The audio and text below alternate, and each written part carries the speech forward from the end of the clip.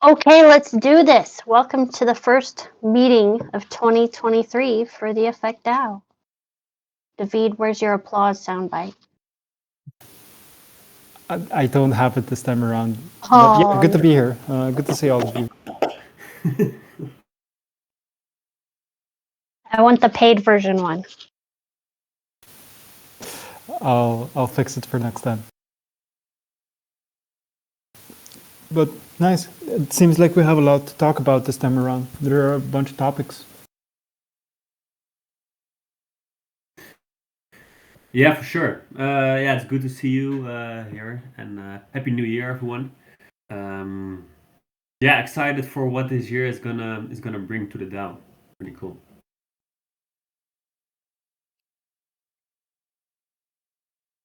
And speaking of, we have the first two proposals of the first cycle of the year. They're processing, and they're both arbitrary transaction proposals. And I noticed, I was on the DAO page looking at the proposals. There's a part where it says ATP transaction, and then it has, like the ATP of it, and you click on it, and it takes you to blocks.io and to the multi-sig transaction. So when I get there on that page, Lawrence, as a HighGuard member, I hit approve right now because we have to manually approve those for a short time, correct?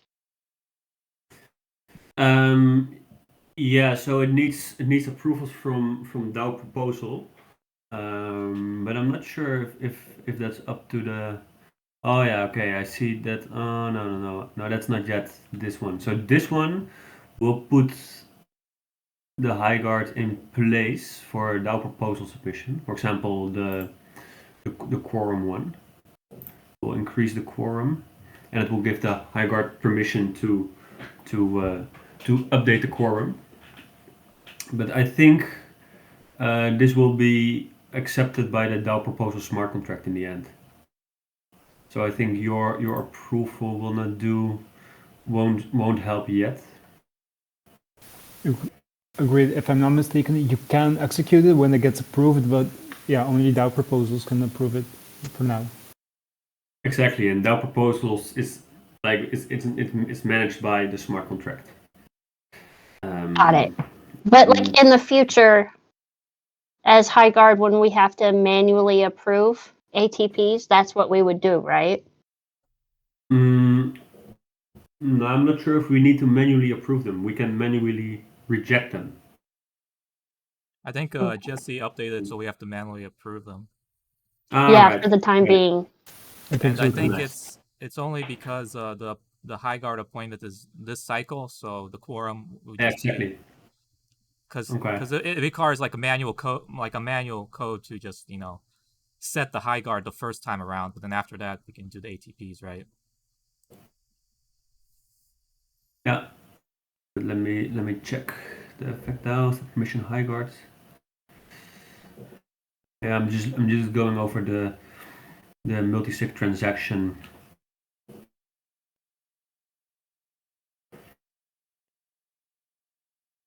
With the HighGuards in there, nice. Yeah, that's fun to see, right? The appointment of the HighGuard transaction and the quorum transaction. So it will set the permission of the effect DAO to all of the HighGuard accounts.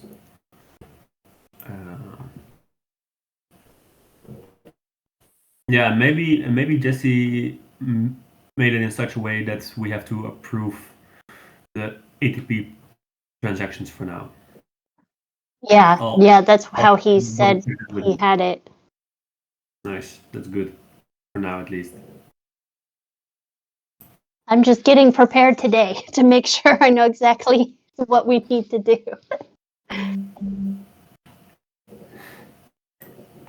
Yeah, nice, but we're not HighGuards yet, right? So that's going to be after the arbitrary transaction proposal is done, then the HighGuard is there. That's yeah, we have to wait until it processes. the exact implementation of that, I don't know. I'll take a look and I'll discuss that with Jesse. But yeah, it would be good indeed if we still have to do it manually for now.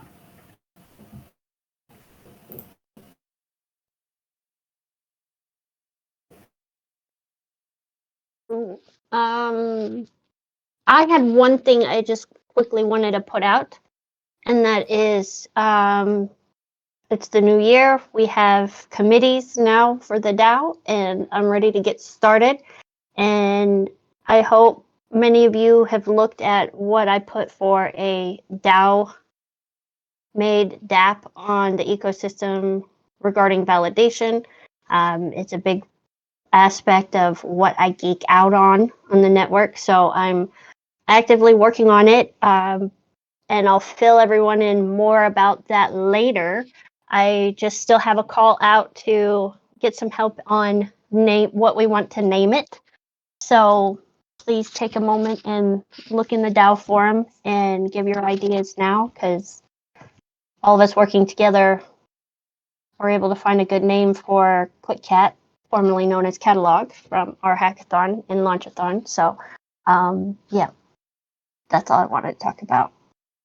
And to encourage people to start posting in the committee forums and working together and start getting ideas going forward. I know Gabby is looking forward to you guys posting ideas and stuff so she can work with the DAO marketing committee really closely. So that's my discussion point and update on that.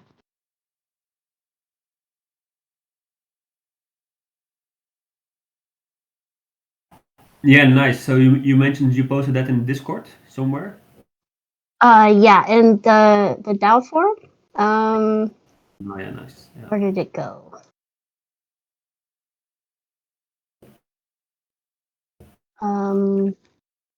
Where I listed? Oh yeah, I listed it in the platform committee.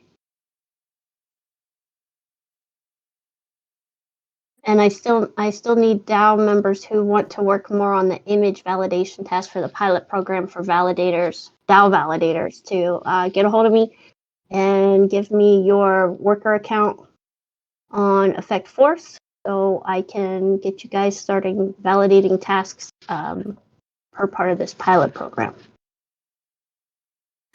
Yeah, nice. So you want a name, right? Oh, nice. Yes. There are already some suggestions there. Yes, not naming babies, naming a DApp, which is kind of like naming a baby. Effective validator. I like it. Yeah, I think that was mine. Cool. I'll think about a name as well. Yeah, it's tough. I'm not good with names.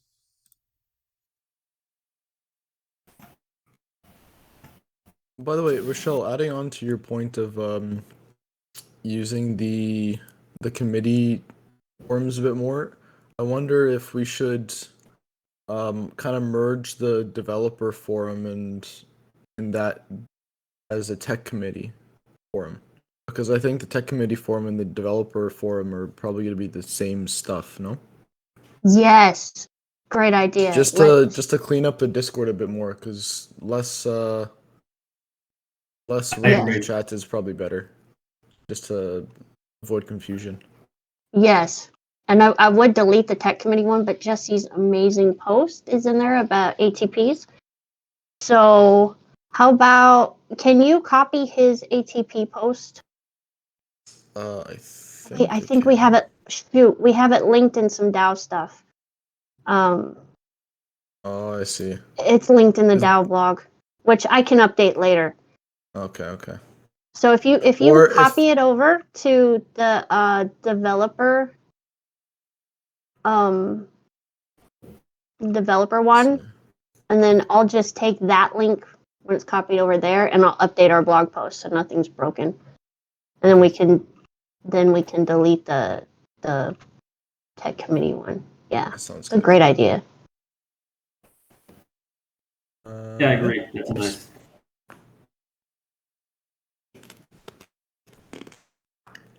Because indeed we have quite a lot of like channels and different forums and everything, right? Yeah. I think to us, since we see it every day, it's a bit less challenging than for someone new coming in and seeing everything and kind of figuring out where everything is. At least we have the general chat, so people know that they can go there to talk. Yeah, and at least no one sees my digital data clutter I'm hoarding in the archive part. I never delete anything. It's just archive and back it up. It's pretty extensive at this point, I know. I know. Well, I can see all those things, right? So yeah, you can see all of it too. Yeah, everything under the international category is all disappeared. No one sees that. All right, okay, that's good. Yeah, all that mess under there, that's all hidden. And I guess like there's also this technical support session, right, with the ticket logs and everything, but that's only visible for the team. That's only right? for us, yeah. That's the Yeah. team. Yeah, that's good. Yeah, all they see is create a ticket. Yep. Yeah, exactly. Yeah, so I'm trying to think as a normal user, how many different things do you see? So you see like the Effect Network tab with the general and the Launchathon and actually, I don't think you even see the Effect DAO, right? Because you need a login. No, that's if you connect through the DAO. Oh, it's opened up? Yeah. A handy tool that I like before to it use a wasn't. lot is I'll go to server settings, and then if you hit role, you can view the server as a role. Oh, really? Nice. That's good. So, yeah, I like doing that. That way, you can like see what other people are seeing and make sure nothing's like broken and stuff. So I see that right you now, should yeah. have all of that available to you too. Yeah, nice. But yeah, let's at least merge the developer and the tech committee things so that it's a Yeah. I think That's the good, less yeah. channels we have, the better.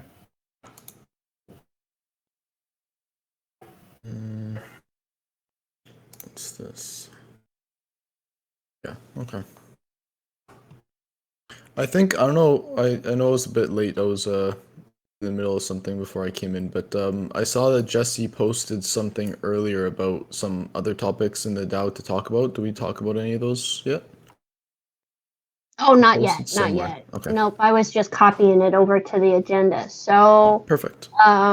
Let's get started on those. He put that he's very excited about AI integrations, integrating Effect Network directly with like model training systems. And I know this is something that DJ is incredibly bullish about too. Yeah, me as well. Like it was the original plan of Effect.ai, right? So like that's how it all started, right? I was actually working on an AI for my master thesis that was called Effect.ai. And then from there, yeah, we started to brainstorm and we came up with this plan to like basically create this decentralized mechanical Turk to train AIs, right? Because a bit like what OpenAI was trying to do, right? They were trying to make sure that AI is for everyone, right, and not just for the big tech companies with a lot of data. So and you need data to train AIs. At least for most AIs, you need like a lot of data, and the data needs to be trained by humans because the AI needs to learn from humans and then it can do it by itself. So it needs a lot of training data, and right now we see that only like the big companies actually have enough resources and data and exposure to be able to make really great AIs. And our plan was always from the beginning like, okay, let's make this an open network so that everybody can join and tap into like a scalable workforce to train their AI models. And we tried that a bit, right? So we tried to start out with just that. It was a bit of a hard sell in the beginning, right? So people had a bit of problems understanding what even is a mechanical Turk, and we were explaining like, okay, what's mechanical Turk and AI, and so we thought, okay, but it can do way more than that, right? So for me, we felt this AI is like a use case of what we can do with this workforce. So we decided to like simplify it a bit, everything, the whole story, and focus a bit more on the working part, on the on different types of tasks, and we call it effect force instead of effect decentral or effect mechanical Turk. That was the original name. But I'm like really excited now that we're kind of coming back to it again, right? And we're a bit more mature now. We're now completely decentralized, so the story even makes more sense. So for me, it's great that we are coming back to this AI part. So I love it, and I love to explore it more. Indeed, especially now with all of the ideas that you put forward, Alex. The plan right now is to build a prototype with Hugging Face. We'll be applying for a Pomelo grant, so that hopefully we can also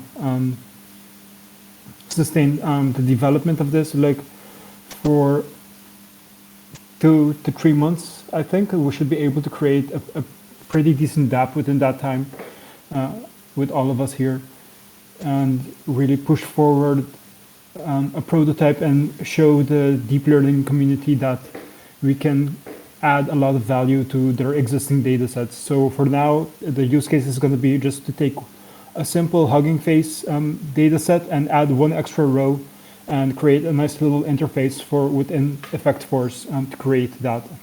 And hopefully we can set ourselves in the scene for appending data and augmenting it. And with the Pomelo grant, you know, one of their big rules is, you know, for like the greater good, and you can't have had like a token sale in the past. And so David and I have really been looking at, you know, their rules and the EOS Network Foundation's rules, you know, with their grants, and the EOS Foundation's grant stipulates one of their requirements is that you have to have been awarded a Pomelo grant. So that's why we're going to focus on the Pomelo grant. And with that though, what we're working towards is that the grant is being requested by the DAO. It's the DAO working together, getting this grant and building the AI integration tools or whatever, you know, the on my words are escaping me. I'm doing exceptionally well today. And then the DAO receives the grant and then uses the funds from that to give to the developers building it. So this would not be a grant for the team at Effect Network. It would be a grant for the Effect Network. Agreed. Yeah, like it should be controlled by the DAO for sure. I think that's we should have added that clause. Thanks. So I just wanted to make it perfectly clear that it's not the team getting this and going for it. It's for the network, i.e. the DAO that governs the network. Yeah, that would be great because I think it's EOS is like so the ENF EOS Network Foundation, they're pretty relatively recent, I think. I mean, I think the foundation kind of existed, but they never, like, as far as I remember, it always felt like B1 just abandoned EOS and Effect Network was kind of on its own, right? And I think, like, there's an old article about that actually caused some confusion, actually, in the EOS community, like, that the Effect Network was moving to Binance Smart Chain, when really it's just we made a bridge that made us, you know, cross-chain. But in the article, the idea it actually also was mentioned that like the EOS just didn't have support, and so yeah, I think we the Effect Network as a way to onboard people to EOS, I think is like a very like complementary system. I think we're not really. I think we're so far. I don't think any other EOS project is doing something like this, especially trying to get to provide use to AI researchers who use Hugging Face.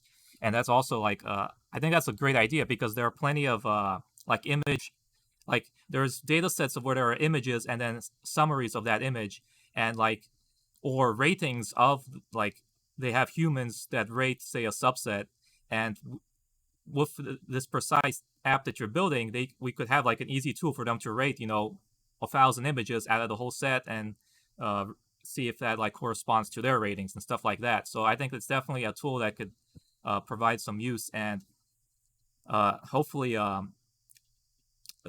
grant and the Pomelo stuff kind of puts us on the map for the rest of the EOS community, and we can show that we can build useful applications on EOS that are also cross-chain via smart chain and also onboard people. Like so I'm hoping everything along those lines works out. Me too, and that's the goal. Exactly. Yeah, thanks for bringing it to our attention. And we hope that this should also help us create a bit more of a splash and reconnect with the EOS community, especially now that it's coming back. And we see that it's much more community driven. We really see like there's like a big push again to really create better developer tools, to create better documentation, to really support the community. And yeah, I for one feel inspired to keep on working on EOS.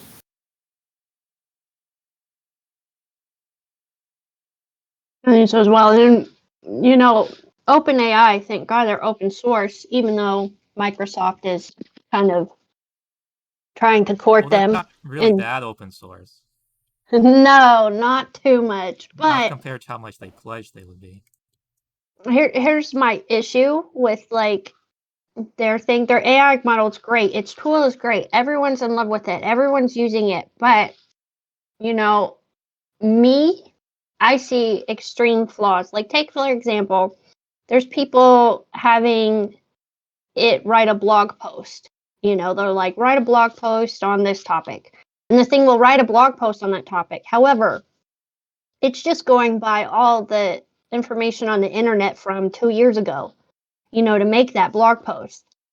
And while their tool is super great, I for one can easily tell something that's written by ChatGPT because ChatGPT is in love with the word this. This is why this allows you to this.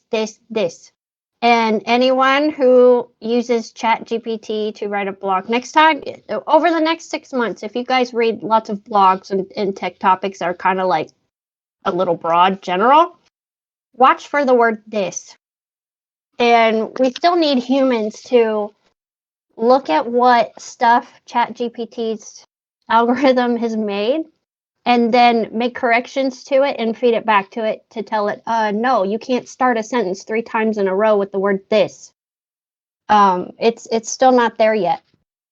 So yeah, tools are great and people are innovating a lot with what AI can do, but still, you need a way for people to easily augment the data. And that's where we come in. And that's our big thing, is to be able to build tools where people can do that. So Yeah, I've read that yeah. they do have a lot of like tuning and human workers, but generally I think I don't know if you can have a generalistic model that can appeal to everyone. So yeah, as you No. said, like you notice these things, and that may be like just a result of them like trying to push, like, because if you look at ChatGPT, it's pretty clear. Like if you try to ask it to do something like that it doesn't want to do, like it'll like explicitly tell you no. And so and that's the result of like tuning and filters and stuff. Like I don't even know how it works, but I know for a fact that it's definitely like there's a process with humans like validating the outputs and it learning from that to improve itself. And with Hugging Face, I think the ideal is instead of basically people have their own like because I think it'll be kind of like Bitcoin in a way, because Bitcoin was like the original crypto, right? But then there's all these forks and other innovations, and so I don't think there's ever going to be like just this big one. Like one AI model, like the master, like generalistic No. model that does everything.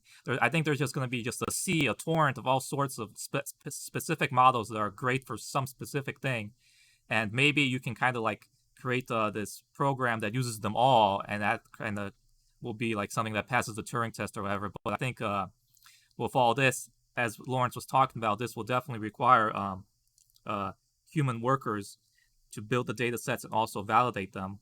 And with a fat network, it also will be decentralized because we have like our data sets that are built, they're on IPFS, they're publicly available.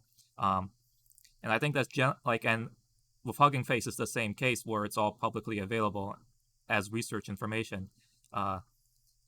And like with Microsoft buying, I think it was like 49% of, was it OpenAI?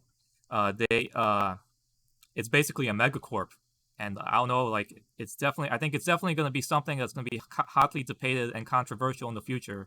And that's going to be like, do we want, megacorps like Microsoft and Google to have like these powerful AIs that only they have access to and can set like what it tells people? Or do we want like it kind of more decentralized where people run it on their own hardware and they kind of have their own filters for what people can and cannot do?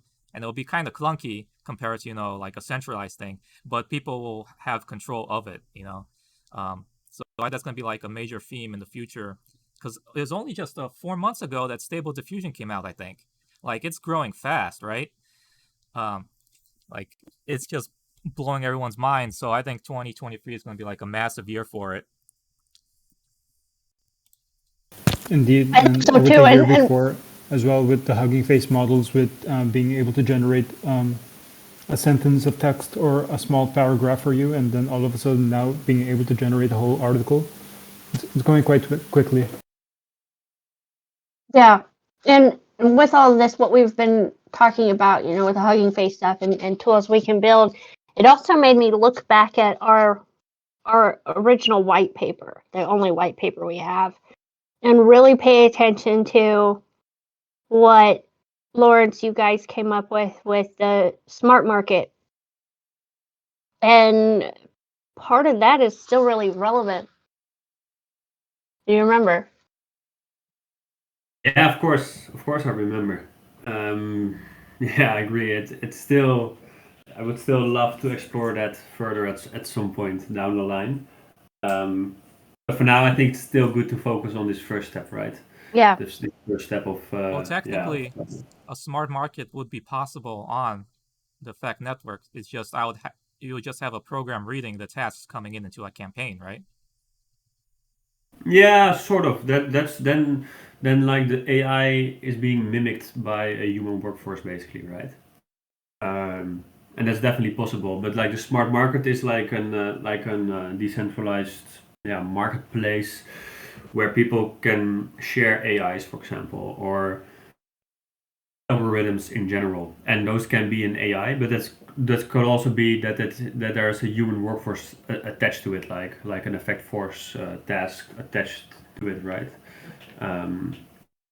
So yeah, that definitely be a great step, or maybe it's like a whole pipeline where some of the things are already completed AIs, and some things are like a human in the loop, like a verification. So yeah, I see it as a way to easy to build like automation flows in a simple way, in a decentralized way, where it can be partly human and partly AI. But that's maybe for like the next steps. Yeah, I think so too. Yeah. Because if you look at other the AI focused cryptos, like for example Fetch, they have this agent, and then I was looking into them, and basically the agent runs the model and also acquires data, and so like and then you have like multiple agents offering the compute, like I don't know like how to best explain it, but basically like they run the models and they can pull together data in a decentralized way. Like for example, it would be like hospitals, they have their own data sets, but they don't want to share them, so they all create models building upon each other's data sets without sharing their data sets. But that's just an example that there are other cryptos that are kind of working on because there's BitTensor too, and the general idea is basically people can use their GPUs to run the models and then get some crypto in return. Like that's the basic idea. I have seen other like not as prominent as data set focused ones. There's Ocean Protocol that may be complementary to Effect Network sometime in the future, because it's basically a data set marketplace, right? And so if someone wanted to build a data set using the Effect Network workers and then sell it on Ocean Protocol, that would be like a way to make it complementary. And so I think we should keep an eye out for like developments as well, because I feel like with DeFi, it kind of seems like it was always competitive. Like you didn't want people going to other platforms. But I think with AI, there's going to be a lot of complementary cases where some cryptos may be beneficial to like collaborate with to like enhance the capabilities.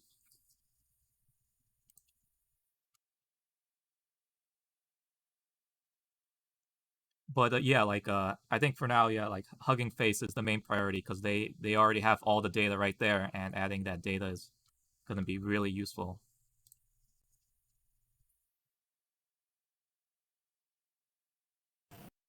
Yeah, for sure. That would be a great focus point, a great start. I agree. Yeah, that's a pretty interesting analysis, and a pretty interesting way of contrasting what happened in DeFi and what might happen then in this machine learning space. Yeah, like it's going to be interesting to see what happens.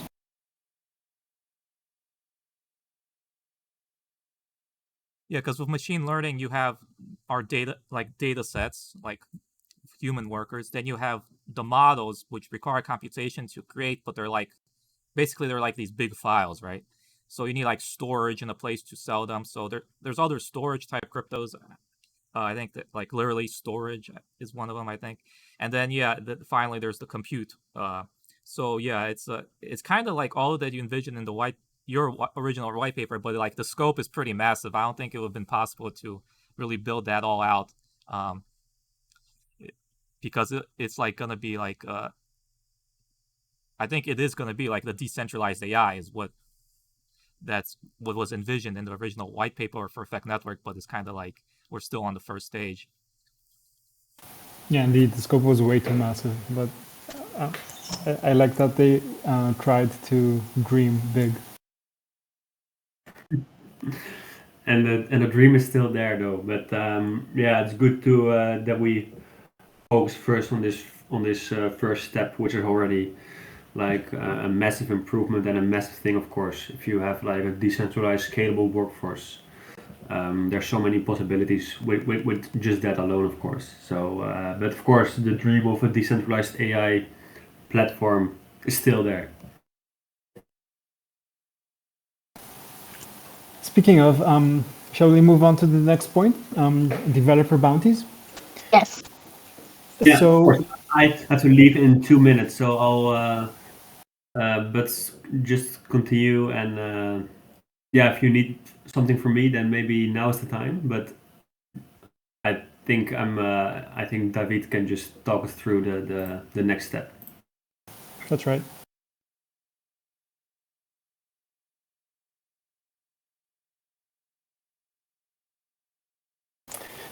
Okay, yeah. So about the developer bounties. We used to use Notion as our Scrum board, and we used to kind of keep track of all of our tickets there. But recently, we moved everything over to GitHub. So development is a lot more open, and people can participate with issues, and they can submit any issues, and we'll use the issue tracker on GitHub in order to kind of spur on development as we go along from now on. And from that as well, all of the developer bounties are listed as well as a project on GitHub. And yeah, I planned in a call for next week for us and Jesse as well, and anybody who wants to join the developer committee, so that we can kind of go through it and sync up and align on what we're going to build. Because we had a meeting last month, but nothing really came out of that for a plan. So we want to talk about the plan this time around and start assigning tickets and really start digging in a little bit into the weeds of what we want to finish for the DAO.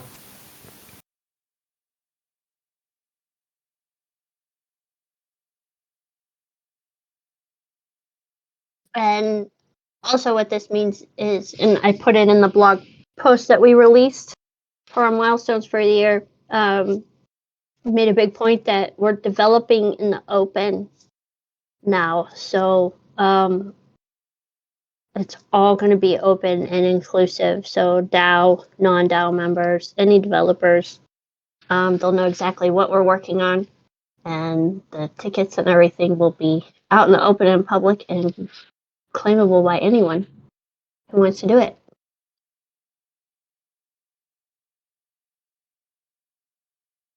Right, David and Miguel? Yeah, Exactly. I'm excited about it too.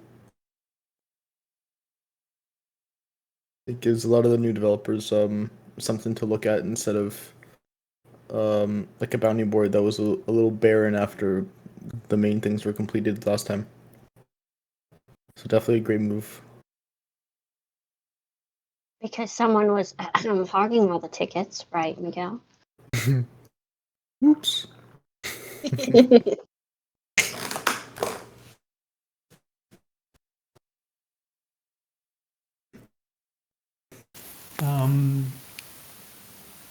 Okay, that's it. The next one is DAO financials.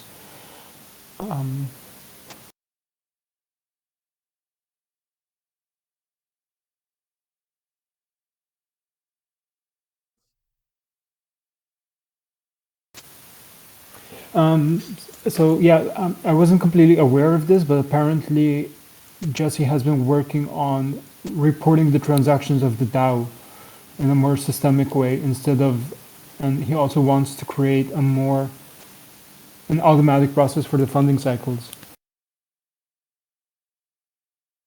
Is that so he doesn't have to manually set the cycle? Yes. I think so. Yeah, that's something that we need to get done because there's always someone asking why it's happening. That it's like the cycle started, 4 days ago, or like negative. I mean, it's like a negative number there, and it's always trips people up. Maybe we all just want to be time travelers. Indeed. Yeah, I think Jesse's the one who's in control of it, and yeah, sometimes I guess I if think I were to make a guess, it would be like make it a high guard controlled thing.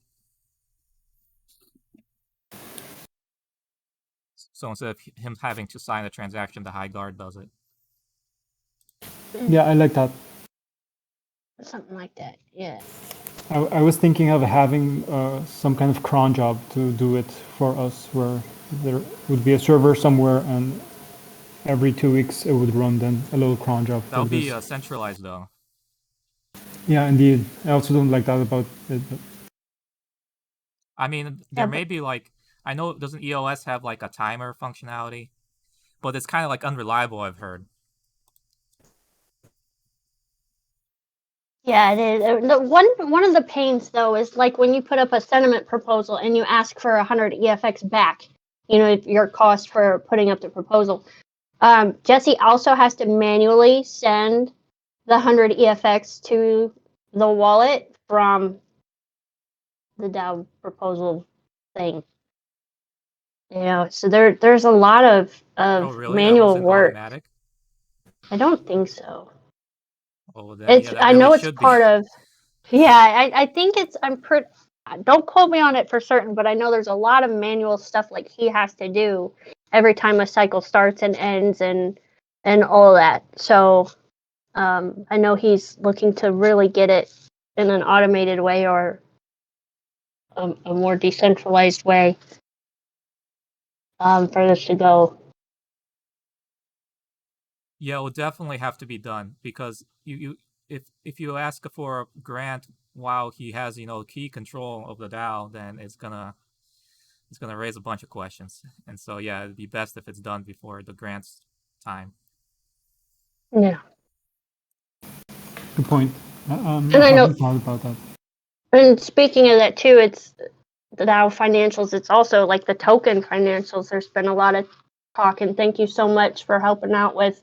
No, these tokens were here, and then burned and then unswapped and stuff. Yeah, that's a big thing that needs updated. Is like the whole overview and overhaul of the data about our token and numbers and things, and then also a live version that shows the network fees coming into the DAO, from tasks on Force and things like that. And I think all of that is what he's wanting to work on with this stuff too. Yeah, all that would be excellent. Yeah, I was thinking with the DAO financials, yeah, like just automated reports showing like how many, like just in cycles, how much is sent out, how much is recycled, how much is, I guess, a reward, and then like the totals for like a year is 26 cycles, right? So like every 26 cycles we have like a annual summary, maybe quarters. I mean, if it's automated, it's quarters work too. But yeah, that would be great, because if we want to, yeah, as we start branching out into the EOS community, we don't want to, like, we want to make it clear that this is a decentralized DAO that may not, I mean, it's kind of top heavy right now, but it's still a DAO and operates through smart contract. So all these stuff, and also for just general EFX token holders, because the DAO treasury is basically a big holder. There's 164 million EFX there. It's good for people to have confidence knowing that the DAO doesn't abuse its powers with the treasury, that it's fiscally responsible and stuff like that. Yeah. Yeah, and our token page too, like the links for like the smart contracts and this and that stuff needs updated too as well. Yeah, So a lot of people don't even know, oh, you were on Neo before? Yes. Oh, so this much hasn't been swapped over? Yes. So the total supply really is this? Well, yes, but all that needs cleared up. yeah, that'll definitely be useful to clear it up, especially with the coin market cap, CoinGecko, and all that. And partially the problem is, I think, like on KuCoin, like it still has like the Neo tracker as the primary link. So like, Yeah. like I guess it's partly just the whole migrating chains is a real hassle. But yeah, I mean, we're now on EOS to stay, and any bridges we make are just bridges, and so yeah, it would be great to have all the up-to-date information everywhere. So it's too soon to announce a token migration? I'm kidding. I'm so kidding. It's such a bad joke. Beads of sweat form on everyone. You may see that this April. Just give you a warning. No, I'm kidding. Just kidding. But yeah, it creates a mess. And what's so annoying is like these exchanges, we're at the mercy of them and their timing to update info, and at least right now, not a lot of people are launching and making new tokens and getting listings. So their workload should be lighter, which means in my mind, there's no excuse why they can't just do it right now.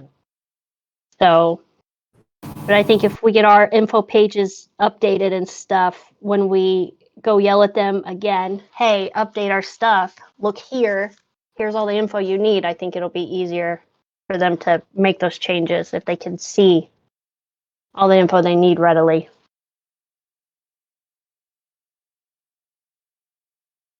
I think that sounds good.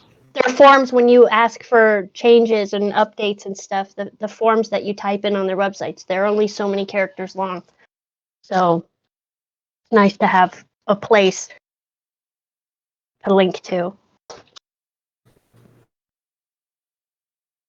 We can try DMing them via Twitter, via our Twitter account, or something like that.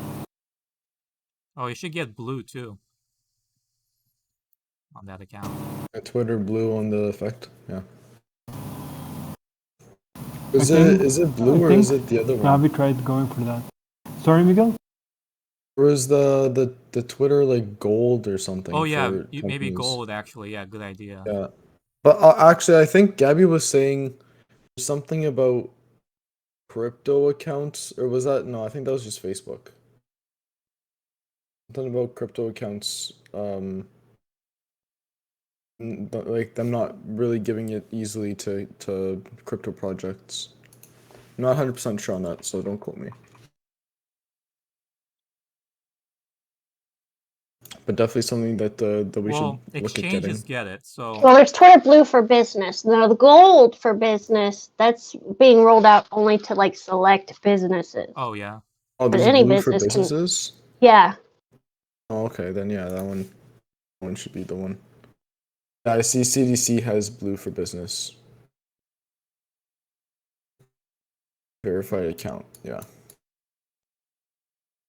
RAM cleaning, a system for recycling RAM. Let's recycle. Jesse's Go. been working on that. That's definitely a big update. Yeah, it's He definitely a rolls that out. necessary update because So we've definitely been having a little bit of problems with RAM recently because of the amount of work that we're like the extended tasks that we've been putting on. Well, no, like I put up 200 tasks and then everything comes screeching to a halt. Because I think, and I like correct me if I'm wrong, David, because I'm not really sure exactly how it works, but I think it's not just the tasks that you put up, but like the previous tasks that it has to like remember has in RAM still. Yeah, indeed. Stuff I doesn't go think into that's it. garbage. And also submissions by the workers. So Yeah. when somebody does submission, it just kind of ends up on the blockchain for a while, and now we should be able to clear submissions and free up RAM. Yeah, there is no garbage collection, I think, before. Yeah, it's been a long time coming. yeah, and it's Yes, that's a good problem to have because that means that we're using the network more and more. well, yeah, exactly. We need we'll need it fixed to scale because otherwise it's just gonna hit the limits each time we have any substantial amount of tasks. See, and right Or- now I'm terrified. I'm terrified that someone's gonna put a big order on QuickCat from the Shopify App Store, and then the tasks are gonna go on the platform and then not work. Has that been tested though? No. Well, you could always just donate your EOS, Yeah. though Yeah. that's always sucks Just when you have have to to keep do it topped up, but yeah. Yeah, I use the EOS Power Up Auto tool, and it generally works. But yeah, I spent like 7 EOS at one time, and then I Yeah. think Jesse stocked 100 EOS into that account. Is Indeed, there I've also a used it, max but amount that you can put in that? I think it's 100. Yeah. Okay, yeah. Yeah, I remember either you or Jesse were saying it in that thread. I was reading it.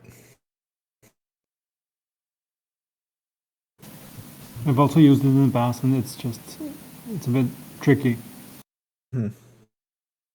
So definitely a big update coming from Jesse when he gets that out. It'll be really good. Indeed. And last but not least, ATPs. So if everything goes correctly, we should be high guards by the end of the week. Ooh. Actually, everyone on this panel is going to be a high guard, I think. Are you down with ATP?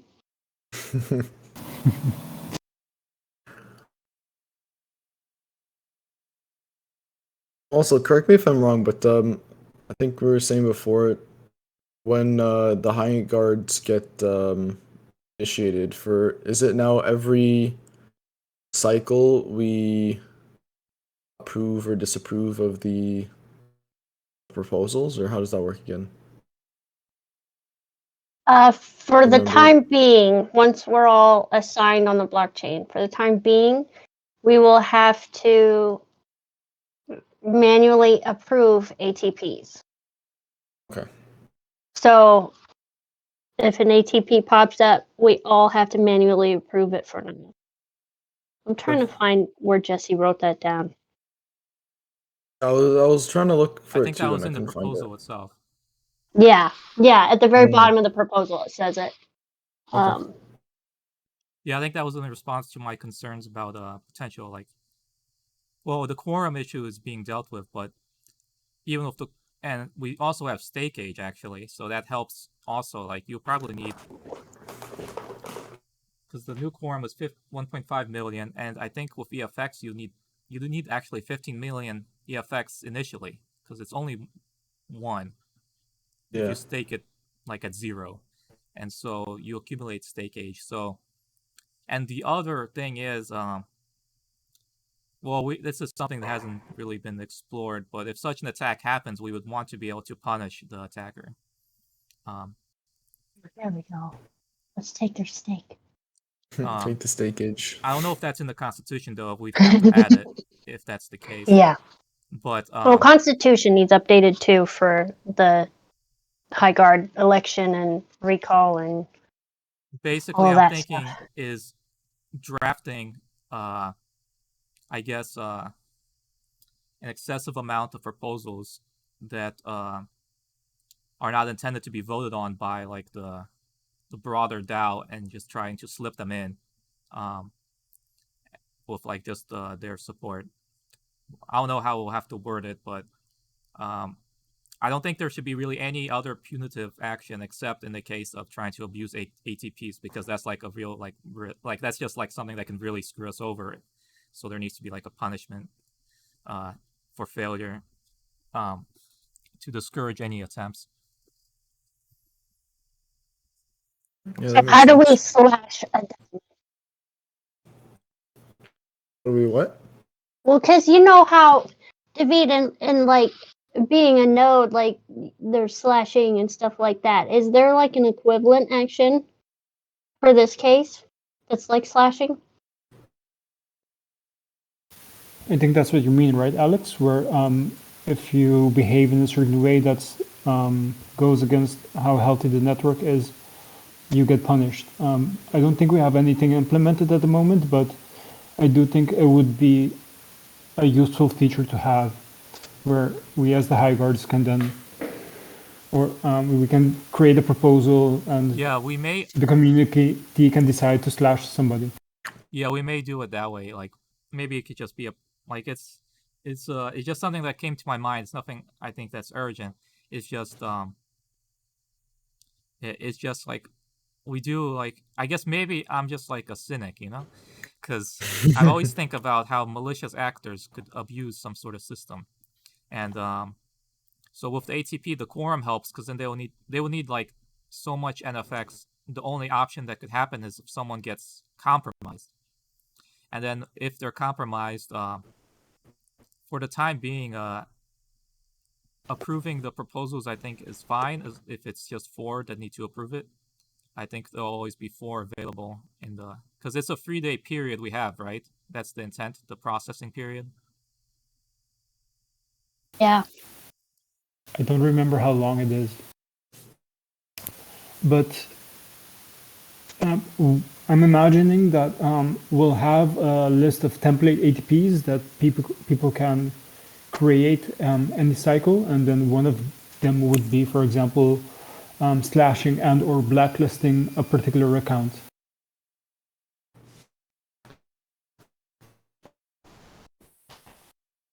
Yeah, like the only thing is the rules for that need to be clear cut, and I don't think they should be like they shouldn't do with anything else except like I guess, for example, trying to steal the treasury funds, or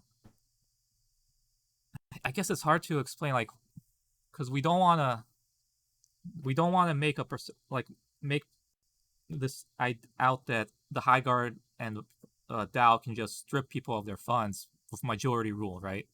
That would be bad. It's like it has to be like some like a very specific way of abusing the ATPs, and I guess we just need to learn more. Like I guess I need to learn more on how they work as well. There also it could be an external action potentially. I've read that. I forgot the name. so EOS has their own there are hacks. These guys report to the BPs with the proof that like some hack occurred, and the BPs can actually reverse the transaction. So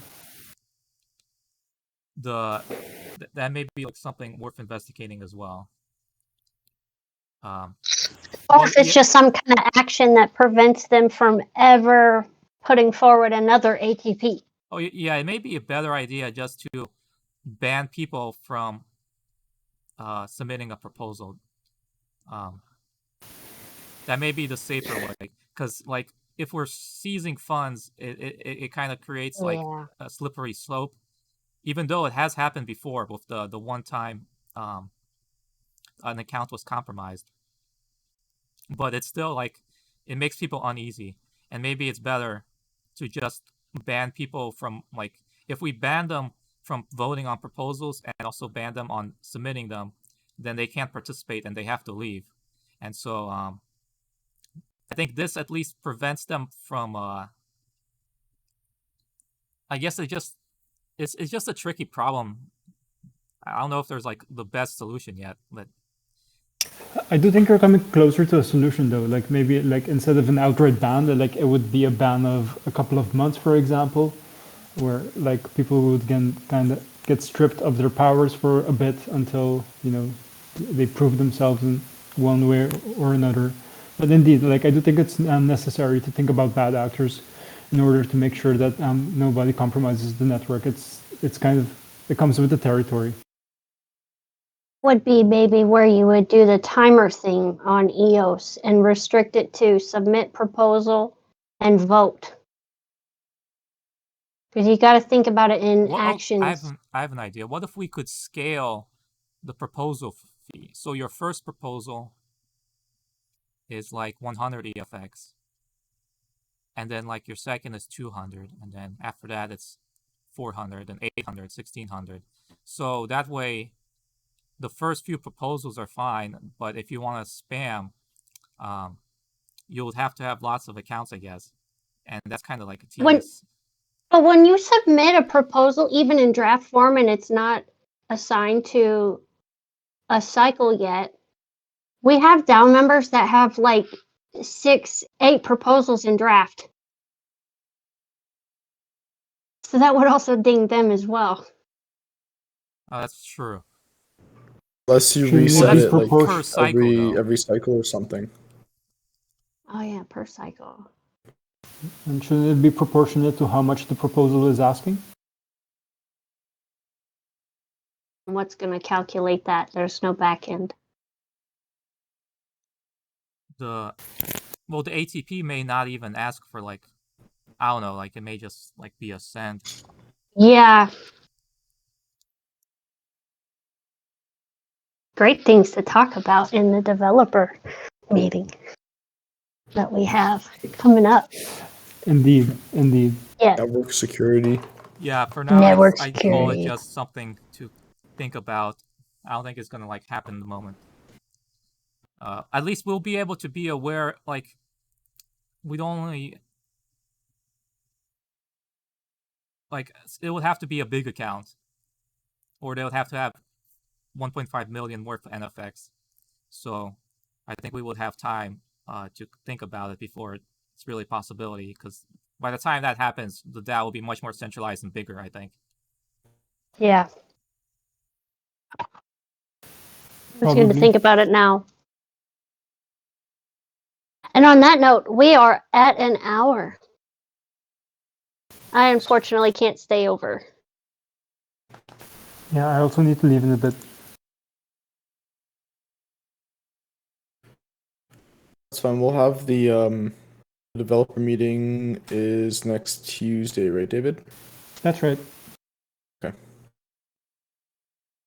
So that'll be a good chance for us to talk more about the security and then also talk about some more developments happening. So I think I just have one last question. It's kind of, I don't know if so it's about the official Telegram. The question is, because the team doesn't want to use it, And if this is just an if, okay, because I'm not spearheading anything. It's just if the DAO wanted to start moderating the official one and opening it up, would that be okay with the team? No, oh, I've been watching this. Okay. And Alan made great points too, about that. But here's my thinking, is that we supported the DAO opening one, you know, and having it community ran and not just team monopolized. But honestly, for me, as someone with an extensive moderation background, nothing is being moderated in there. You guys have one nasty person in there, and even mods are like, there comes to a point where you got to shut it down, and it's not being done. So I'm all for the community kind of having their own and having it as the official one. And I think the DAO, it should be the DAO one, since the DAO is going to be mainly governing the entire network, and that's what we're moving towards, is that the Effect DAO Telegram is the new Telegram channel of the Effect network. So the old one that the team had that shut down, it's just there, shut down. But the Effect DAO one is one that needs to grow more and be better at moderation and better clear-cut rules. Because we're already talking about everything that the DAO is doing and building and stuff in there, and that is the Effect network. So in my view, it's the Effect network's Telegram channel. It's just the DAO is running it and maintaining it and being responsible for it. Because we've passed that, you know, with proposals. So honestly, for me as a team member, I would say no, it's dead. It hasn't been used in over a year. Well, then, And if that's yeah, the case, we'll also need to try updating the links on all the coin market caps and all that. yeah, 'Cause that's a big part of it too. Because That needs to go if it away. is something that the team does not want to support anymore, then we should point it to the DAO Telegram. And as for moderation, I mean, moderation for me is a tricky subject because I'm from like tend to be a person who kind of, unless it's spamming, anything goes, but that's not really the rules. And so I guess it's up to Bree and the other moderators to decide. Yeah.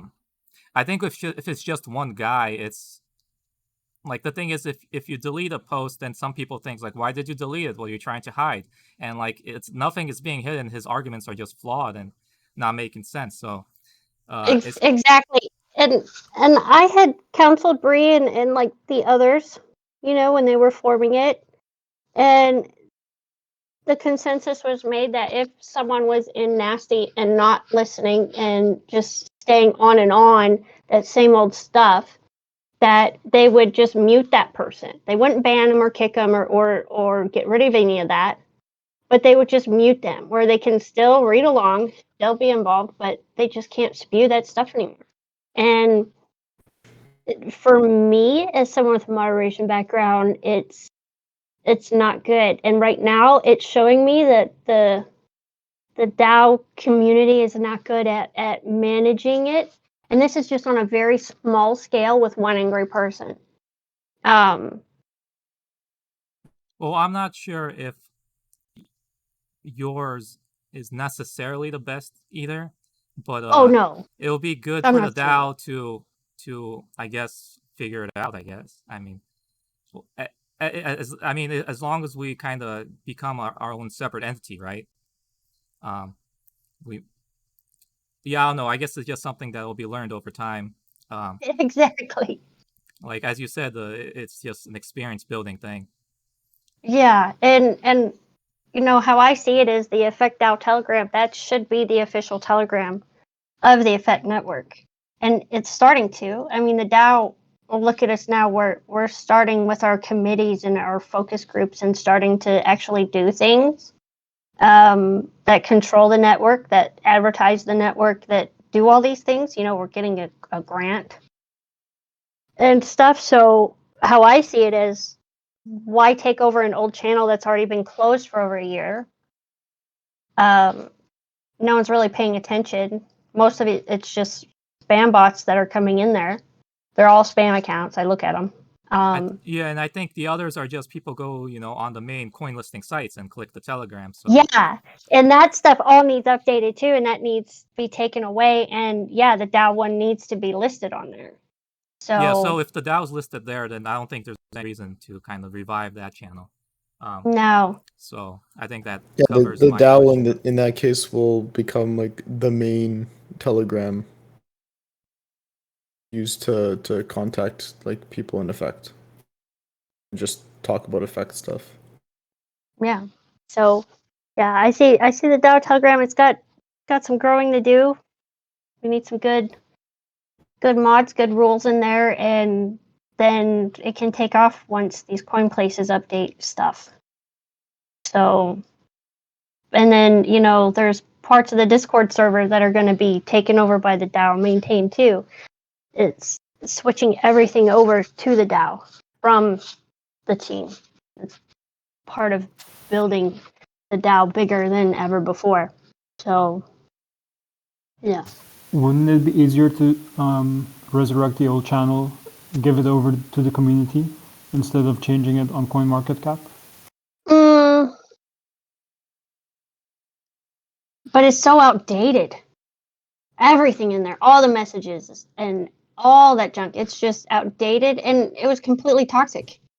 And we've changed so much from all that, To me, I view it as putting on a dirty pair of underwear on a new day. Yeah, that's a good point. I mean, most of the stuff is gonna have to be changed anyway. So what's one extra link to change on the CoinMarketCap's part, right? Because we have to change the stuff saying that we're still on Neo. We have to change the market cap, and we have to change this and that. So if we're already changing that, then we can also just probably add, hey, change the Telegram to this instead. Yeah, and the few people who actually use the search function when they're in a Telegram channel, they'll look for staking FX, and it'll be old, outdated stuff that'll pull up as results in there too for them. So, it's so outdated and just I think it's a good obsolete. compromise, making the effect DAO, like, I guess, for lack of a better term, like the official or not the official, but like the main. Well, thing it's that the people DAO's go to. official, and the DAO has like 160 million EFX. So Yes. we're Yeah. as big as entity as there's basically two big entities, and we're on par with the foundation at this point, at least in reserves. Yeah, and what I see happening with too, like the app.effect.network, and on the dashboard, user dashboards for requesters and workers, we're adding in the Discord stuff. We can add in the Effect DAO Telegram in there too, and all that stuff, because it's all going to be all one inclusive UI that has everything. Yeah, So, I think and it'll be I good see the too. DAO's Telegram listed on there too. Yeah, in all the site updates, I think the DAO Telegram is ready, to be linked and all that. Yeah, moderation wise, the experience, growing pains, but at the same time, I do feel like the Telegram is run like as a distinct entity, like so, and I think that's a good thing. I do too. It's funny. They're like tagging me. Why'd you delete it, Rochelle? I'm like, Lawrence and I aren't mods in here. Don't blame us. We didn't do it. Yeah, because so much has changed. Like Yeah. Like the DAO is like growing in participation, and I hope it keeps growing. So glad we talked about this part. I think so too. But yeah, it's the old channel. It's dead, outdated, and yeah, yuck.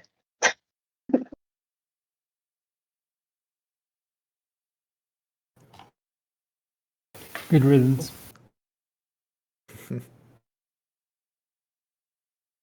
Yeah, all that stupid hype stuff is in there. And none of that is relevant to today. So. Yeah, that's the other thing. Like,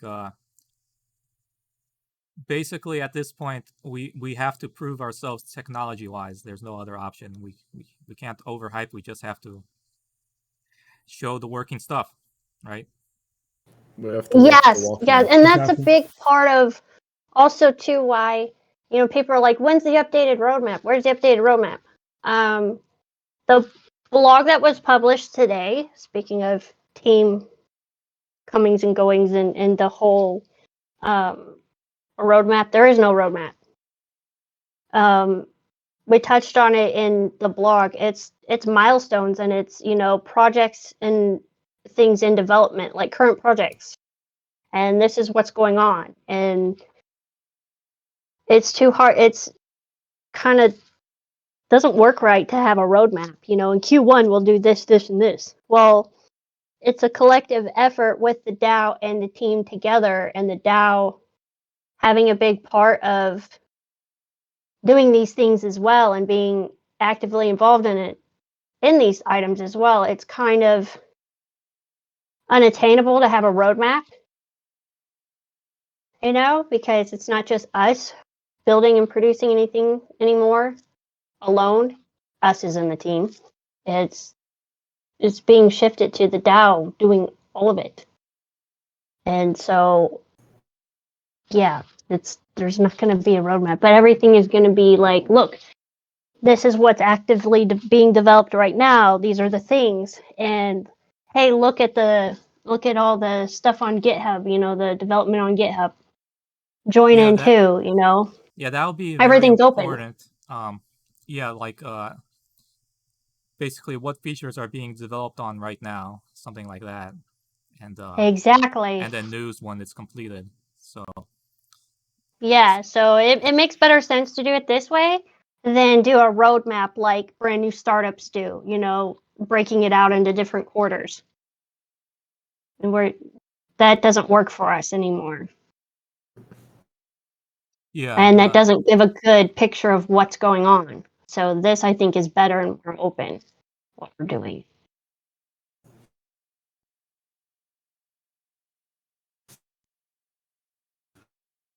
So bye-bye roadmap.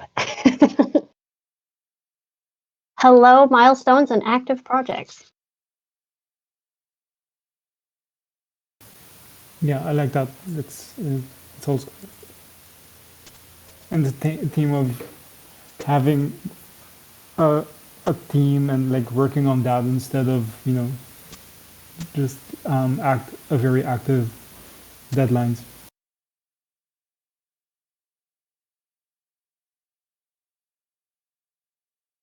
Yes. that So, sounds good. Yeah, I'm looking forward to the Force enhancements. oh, me too.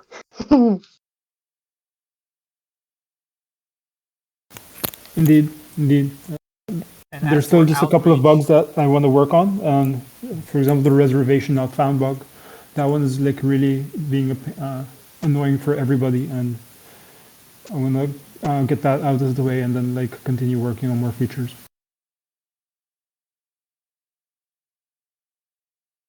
excellent. And I was just gonna say that for outreach, yeah, it would be good for us to start participating in these the EOS fireside chats. Usually, right now, there's like just Eden OS and well, really, that's like the main conversation right now. Like, because I think all the chief delegates in this DAO, they got the prior incumbents, they all got replaced, and there's like kind of just like a bunch of talk, and then like about that, and like I think it's kind of interesting to learn more about what's going on in EOS, especially now that the ENF is being much more active. So it's Yeah. and you can also give the effect network updates when they're good and ready. Yep, I have that. I'm attending that today. That's the one in a little less than 3 hours from now. Yeah, it's today. Yeah, and then tomorrow, about 24 hours from now, minus 20 minutes, they have another one. EOS support is hosting it. Yeah, and EOS they'll have support some like new. is really cool. Like originally, like Yeah. I thought they were like a scam, but then they're endorsed by Pomelo, they're endorsed by ANF, and like they have their own DAO. Like they do provide good support to people. So like it's like they're legit, and so maybe in the future, if we are overwhelmed, by support requests, we can lean on them. Yes, I've used them in the past. What was it? When we first came on to EOS, there was a lot of people asking questions, about wallet and the key pairs and stuff, because they were used to using, Neo and things. So it was a very big switch as far as, permissions and keys and wallet and stuff like that. And I used to send people over to the EOS support Telegram, and they were like helpful, but this outfit, boy, they're always battling, hey, listen, we're not gonna direct message you first. I mean, they're constantly being impersonated by scammers, and that's such a big obstacle that they fight like every day. But no, they're great. It's just they have a easily scammed name, EOS support. Every scammer does that name. So, but yeah, they're good group of people, and they know a lot about the whole antelope stuff. The one guy from EOS support actually got me in touch with one of the people on the antelope group was developing on there. So yeah, they're great for networking and help and making connections too. Indeed, I also saw your fireside chat, Alex. I was surprised at actually like how open they were to any project just coming on and talking about themselves. So yeah, like for sure, I would like to do that as well and give, give a little presentation about what we're doing and yeah, community outreach. I think that's important, and it's really nice to see you doing that.